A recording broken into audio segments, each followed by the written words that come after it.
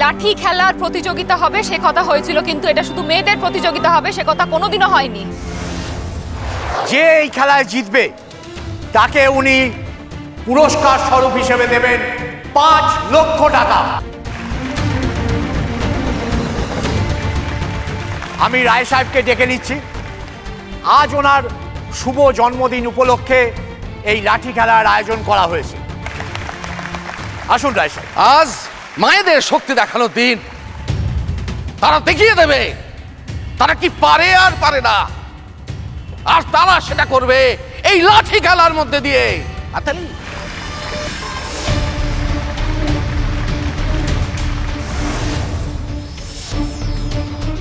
রানী, বাবার কথাগুলো কেমন যেন লাগছে না। তুমি কিছু বুঝতে পারছো কি বলতে চাইছে?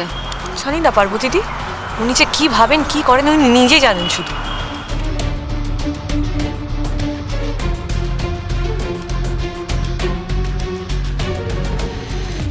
সোম, বাবার কথাগুলো কিরকম একটা খটকা লাগছে না? শুনে তো মনে হচ্ছে এটা একটা মেয়েদের কম্পিটিশন, অথচ তুমি নাম লিখিয়েছো।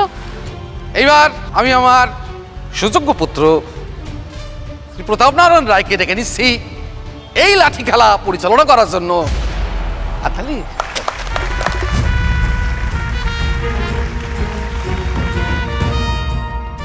নমস্কার। উপস্থিত সবাইকে আমার প্রণাম। আপনারা অনেকক্ষণ ধরে অপেক্ষা করে রয়েছেন, আর কিছুক্ষণের মধ্যেই আমাদের খেলা শুরু হবে। লাঠি খেলা। সবার আগে আমি একবার একটু নিয়মগুলো বলে দিই। ওই যে ওইখানে লাঠি রাখা আছে, তার নিচে সিঁদুর।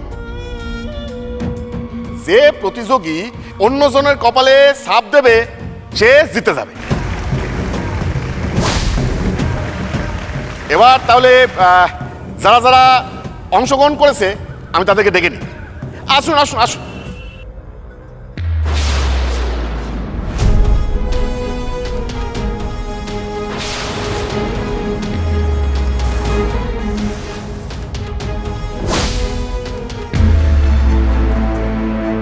এগুলো কি হচ্ছেটা কি বাবা? লাঠি খেলার প্রতিযোগিতা হবে সে কথা হয়েছিল, কিন্তু এটা শুধু মেয়েদের প্রতিযোগিতা হবে সে কথা কোনোদিনও হয়নি।